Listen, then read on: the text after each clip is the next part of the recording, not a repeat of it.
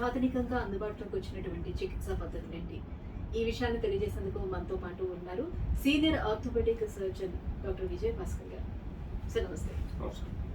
Sir, first of all మనం spinal injuries ఏమేమి ఉంటాయి, స్పైనల్లో వచ్చే ప్రాబ్లమ్స్ ఏంటి, ఇవన్నీ మాట్లాడుకునే ముందు అసలు స్పైనల్ కార్డ్ ఇంపార్టెన్స్ ఏంటని ఒకసారి ఎక్స్ప్లెయిన్ చేస్తాం. అబ్సల్యూట్లీ. స్పైనల్ కార్డ్ అన్నది ఫీటస్ అంటే కడుపులో ఉన్న బిడ్డ ఫస్ట్ ఫార్మేషన్ ఆ స్పైనల్ కార్డ్ ఎలిమెంట్స్ నుంచి స్టార్ట్ అవుతాయండి. అక్కడి నుంచి మనకు స్పైనల్ డెవలప్మెంట్, డైలీ డెవలప్మెంట్ కానీ ఏజ్ వైజ్గా డెవలప్మెంట్ కానీ అక్కడి నుంచి ఫర్దర్గా బాడీలో ఉండే స్కెలిటన్ సిస్టమ్తో పాటు నర్వస్ సిస్టమ్, అంతేకాకుండా బోన్స్లో ఆ బాడీస్ చుట్టూ లిగమెంట్స్ ఉంటాయి, ఫేసెడ్ జాయింట్స్ ఉంటాయి, కండరాలు ఉంటాయి. ఇలా మనం ఒక సమూహమైన స్పైనల్ కార్డు మన బాడీ స్ట్రక్చర్ని, ఒక మార్ఫలాజికల్ స్ట్రక్చర్ని కంట్రీ వైజ్గా, అంటే చైనీస్లో ఎలాగైతే పొట్టుకుంటారో వాళ్ళ యొక్క జీన్స్ డిఎన్ఏ ప్రకారం, అలాగే మన దాంట్లో కొంత మిక్స్డ్ ఉంటారు, ఆఫ్రికన్స్లో కొంత పొడుగ్గా ఉంటారు. ఇలాంటి రేసెస్లో ఈ స్పైన్ ఫార్మేషన్ అనేది మనం most important. So spine form అవ్వడము, దానిలో ఉండే వెన్నుపూస అంటాము ఏదైతే స్పైనల్ కార్డ్, అది ఒక live electrical supply to entire body. అంటే ఎలాగైతే మన ఇంటికి మీటరు, వైర్లు, స్విచ్ బోర్డు, లైట్స్, ఫ్యాన్స్ ఎలా ఉంటాయో, ఈ స్పైనల్ కార్డ్లో మెదడు నుంచి కింది వరకు వెన్నుపూస ఉంటాయి. దాని నుంచి వచ్చే రూట్స్ అంటారు. ఆ రూట్స్ బయటకు వచ్చి వివిధ రకాల పార్ట్స్ ఆఫ్ ద బాడీకి సప్లై చేస్తుంది. సో బ్రెయిన్ మనకు మీటర్ అయితే, ఈ యొక్క స్పైనల్ కార్డు మనకు స్విచ్ బోర్డ్ లాంటిది. ఇంకా టర్మినల్ మన బాడీలో ఉండే పార్ట్స్ ఎండ్స్కి పోయే నరాన్ని మనం లైట్ స్విచెస్గా, లైట్ ఫ్యాన్స్గా భావించడం జరుగుతుంది.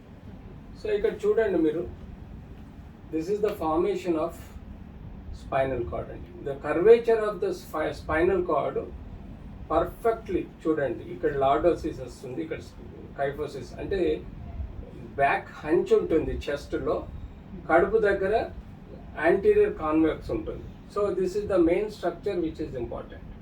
మనకు నెక్లో 7 వర్టిబ్రా ఉంటాయండి, మెడలో 7 వర్టిబ్రా ఉంటాయి. అంటే స్కల్కి తర్వాత మనకు 7 వర్టిబ్రా నెక్లో ఉంటాయి, 12 వర్టిబ్రా చెస్ట్లో ఉంటాయి, 5 వర్టిబ్రా నడుములో ఉంటాయి, ఒక సాక్రల్ బోన్ ఉంటుంది.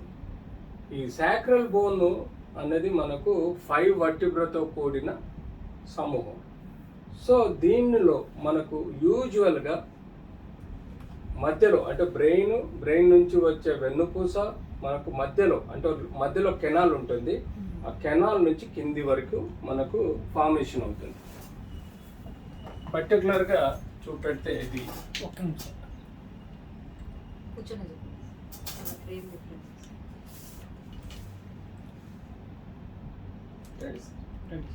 ఇదండి వర్టిబ్రల్ బాడీ. దీనిలో కెనాల్ ఉంది చూడండి. ఈ కెనాల్ని మేము వర్టిబ్రల్ కెనాల్ అంటాం. ఇది తల కింది నుంచి మొదలెట్టి కింది వరకు, అంటే మన లాస్ట్ వర్టిబ్రల్ బాడీ వరకు వస్తుంది. దీని లోపల ఈ ఎల్లో కలర్ది ఉంది చూడండి, this is spinal cord. So ఇది ఈ వెన్నుపూసలో ఈ కెనాల్ ద్వారా మనం కింది వరకు పోతుంది. మనకు ఇక్కడ చూడండి, రైట్ సైడ్ లెఫ్ట్ సైడ్ 2 నరాలు వస్తాయి. ఈ 2 నరాలు రూట్స్గా చెప్పుకుంటాం. ఈ రూట్స్ మన బాడీలో చివరి కొన వేళ్ళ వరకు కూడా ఎక్స్టెండ్ అవుతూ ఉంటాయి. సో మనకు నడుము నొప్పి అనేది ఎక్కువగా మనం చూసేది ఈ స్పైనస్ అంటే ఈ లంబార్ ఏరియాలో. కామన్ మేము కంప్లైంట్ చేసేది ఈ నడుము, ఈ లంబార్ ఏరియా. ఎందుకు ఈ నడుము ఇంత సున్నితమైందంటే, బాడీ పై భాగంలో ఉండే 70% ఆఫ్ వెయిట్ ఈ సున్నితమైన లంబార్ వర్టిబ్రా మోయడం జరుగుతుంది. అంతేకాకుండా మ్యాక్సిమం మూమెంట్ కూడా, మనిషి కదిలినా, నడిచినా, నిల్చున్నా, లేచినా, వంగినా కూడా ఇక్కడే మ్యాక్సిమం మూమెంట్ ఉంటుంది. సో దానివల్ల ఈ వర్టిబ్రల్ రిలేషన్స్ చెడిపోవడం కానీ, లేకపోతే ఈ ఫేసెడ్ జాయింట్స్ అంటాం, వీటి డ్యామేజ్ అవ్వడం కానీ, లేకపోతే స్పైనల్ కార్డ్ కెనాల్ టైట్ అయిపోయి నరాన్ని నొక్కుపోవడం కానీ, లేకపోతే ఈ రూట్స్ బయటకు వచ్చే రూట్స్ ఏదైతే ఫొరామెన్ అంటాం, రంధ్రం అంటామో, అది బ్లాక్ అయిపోయి ప్రెషర్ రావడం కానీ, ఈ ఎముక మధ్యలో ఉండే ఈ డిస్క్ ఏదైతే ఉంటుందో ఇది షాక్ అబ్జర్బర్. అంటే దీనికి చుట్టూ ఫైబ్రస్ బ్యాండ్ ఉంటుంది, అది ఆయిల్ సీల్ లాగా. ఎట్లయితే షాక్ అబ్జర్బర్కి ఆయిల్ సీల్ ఉంటుందో దీనికి కూడా ఆయిల్ సీల్ ఉంటుంది, లోపల జెల్ అండ్ టిష్యూ ఉంటుంది. సో మనము ఎగిరి దుంకినా కూడా జంప్ అయినప్పుడు మనల్ని ఇది ప్రొటెక్ట్ చేస్తుంది, అంటే ఈ బోన్ ఫ్రాక్చర్ కాకుండా, ఇంజురీ కాకుండా. సో సమ్ టైమ్స్ అన్ఫార్చునేట్లీ జీవితకాలంలో 1కి 100 సార్లలో మనం ఎన్నో కారణాల చేత ఈ డిస్క్ ఫైబర్స్ పగిలిపోతాయి. దాన్నే మనం డిస్క్ ప్రొలాప్స్ అంటాం. ఈ డిస్క్ ఫైబర్స్ ఎప్పుడైతే పగిలిపోయి దానిలో నుంచి జెల్ టిష్యూ వచ్చి ఈ నరాలని నొక్కుద్దో, ఆ సైడ్ నరం నొక్కపోవడం వల్ల నొప్పి రావడం జరుగుతుంది. అదే ఈ మధ్యలో ఉన్న వెన్నుపూసను నొక్కపోతే అది సెంట్రల్ కార్డ్ డిస్క్ ప్రొలాప్స్ అంటాం. సో మనకు డిస్క్ ప్రొలాప్స్ అనే ప్రాబ్లం ఇక్కడ వస్తుంది. సో అంటే why back pain is so common in women's especially? Women's, absolutely right అండి. సో రెండు at the age of 40 to 50, అంటే there are various reasons for the back pain అండి. Even the menstrual పీరియడ్లో back pain వస్తుంది. Pelvic inflammatory disease అంటే మన పెల్విస్లో uterine infections కానీ, cervical infections కానీ రావటం వల్ల కూడా బ్యాక్ పెయిన్ వస్తుంది. మన కిడ్నీలో స్టోన్స్ ఉండి యూరెత్రా వరకు, యూరిన్ పాస్ చేసే వరకు ఇన్ఫెక్షన్ ఉన్నా, స్టోన్ ఉన్నా కూడా మనకు బ్యాక్ పెయిన్ వస్తుంది. అవి కాకుండా జనరల్గా మనము వెన్నుపూసకు సంబంధించిన నడుము నొప్పి గురించి డిస్కస్ చేద్దాం ఇప్పుడు. ఇది వర్టిబ్రల్ బాడీ అండి. ఈ బాడీకి బోన్ చాలా స్ట్రాంగ్గా ప్రొబాక్యులర్ ప్యాటర్న్తో ఉంటుంది. స్పాండిలోసిస్ అనే ఒక డిజీజ్ ఉందండి. స్పాండిలోసిస్ అంటే ఈ వర్టిబ్రల్ బాడీ అరగడం అంటాం. ఎందుకు అరుగుతుంది? ఏజ్ ఒకటి most important point. Second, infections. Third, degenerative అంటే vitamin D, calcium and minerals మన బాడీలో తక్కువలా ఉన్నప్పుడు, అంటే డెఫిషియన్సీ ఉన్నప్పుడు ఈ బోన్ క్వాలిటీ దెబ్బతింటుంది. అంటే బోన్ డెన్సిటోమెట్రీ తక్కువ అయిపోతుంది. దానివల్ల కూడా మనకు స్పాండిలోసిస్ ప్రాబ్లమ్స్ రావచ్చు. అండ్ ఫ్రిక్షన్స్ వలన ప్రాబ్లమ్స్ స్పాండిలోసిస్ రావచ్చు, ఇంజురీస్ వలన స్పాండిలోసిస్ రావచ్చు. This is one concern to bone. రెండో ప్రాబ్లం, మనం ఈ జాయింట్స్, ఈ బోన్కు మధ్యలో ఉండే రెండు ఫేసెడ్ జాయింట్స్ అరిగిపోవటం వల్ల వాటిని స్పాండిలైటిస్ అని అంటాం. ఇది మనం కామన్గా వింటూ ఉంటాం. పెద్దవాళ్ళల్లో స్పాండిలోసిస్ అంటే, మిడిల్ అబో ఏజ్ వాళ్ళల్లో మనం ఎక్కువగా స్పాండిలైటిస్ అనేది మనం వింటాం.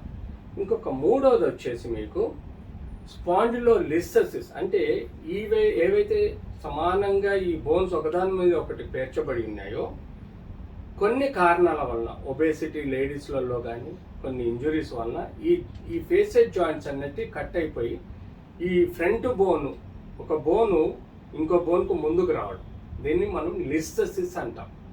సో లిస్థెసిస్ కానీ, స్పాండిలోసిస్ కానీ, లైటిస్ కానీ, ఈ మూడు మనకు ఏజ్ ప్రాసెస్లో వచ్చే కొన్ని సమస్యల వలన వస్తుంది. తర్వాత వచ్చేసి మనకు spinal cord fractures most important. ఎప్పుడైతే ఈ బోన్ ఫ్రాక్చర్ అవుతుందో స్టేజ్ 1, 2, 3, 4 ఉంటుందండి. స్టేజ్ 1, 2లో కేవలం ఫ్రాక్చర్ అక్కడే కూర్చుంటే, స్టేజ్ 3, 4లో వెనుకనున్న ఈ వెన్నుపూస నరాన్ని నొక్కి పారాలిసిస్ తీసుకొచ్చే ప్రమాదం ఉంటుంది. ఇది ఫ్రాక్చర్స్.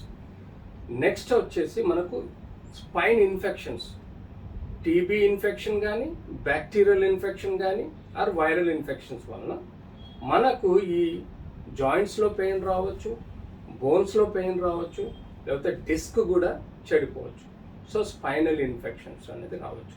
దీనికి తోడు కొన్ని కంజెనిటల్ డిజార్డర్స్ ఉంటాయి. ఆ కంజెనిటల్ డిజార్డర్స్ కానీ, జీన్ డిజార్డర్స్ కానీ, హెరిడిటరీ డిజార్డర్స్ వలన కూడా మనకు ఈ వర్టిబ్రల్ బాడీ డిఫార్మిటీ డెవలప్ అయి ఎన్నో సమస్యల్ని తీసుకోవచ్చు. కానీ మనం మోస్ట్ కామన్గా చూసేది డిస్క్ ప్రొలాప్స్, లో back pain. That is most కామన్గా చూస్తాము. ఏజ్ వాళ్ళల్లో స్పాండిలోసిస్, మిడిల్ ఏజ్లో స్పాండిలైటిస్, ఓల్డ్ ఏజ్ ఒబేజ్ లేడీస్లలో ఎవరికైతే ఆస్టియోపోరోసిస్ అనే వ్యాధి ఉంటుందో దానివల్ల లిస్థసిస్ అనే ప్రాబ్లం కూడా ఎక్కువగా వచ్చే ఆస్కారం ఉంటుంది. 3 minutes వచ్చింది, ఎక్కువ 11 minutes. మీరేనా చెప్తున్నారు అంత పక్కన. నా అలవాటు నన్ను ఆపంది మీరు, నేను చెప్పుకుంటే వెళ్తా, అందుకని నన్ను ఆపాలి. ఎండింగ్ కూడా ఇచ్చేస్తాను సార్. ఎండింగ్ ఇంకేం అచ్చా ఇందులో సారీ దీనికి ఎండింగ్ ఇచ్చేయండి. మళ్ళీ next we can spondylitis discuss about spondylitis, disc prolapse, listhesis ఇండివిజువల్గా డిస్కస్ చేయొచ్చు. రైట్, దీనికి ఎండింగ్ ఇచ్చేస్తాను. Okay, thank you so much sir. So spinal cord importance ఏంటి అసలు, సో ఎలాంటి ప్రాబ్లమ్స్ ఎలాంటి ఇష్యూస్ వస్తూ ఉంటాయి స్పైనల్ కార్డ్స్లో అని చాలా వివరంగా తెలియజేస్తారు. Thank you so much. ఇది ఆఫ్ చేయాలి. స్పాండిలైటిస్ తీసుకున్నాం.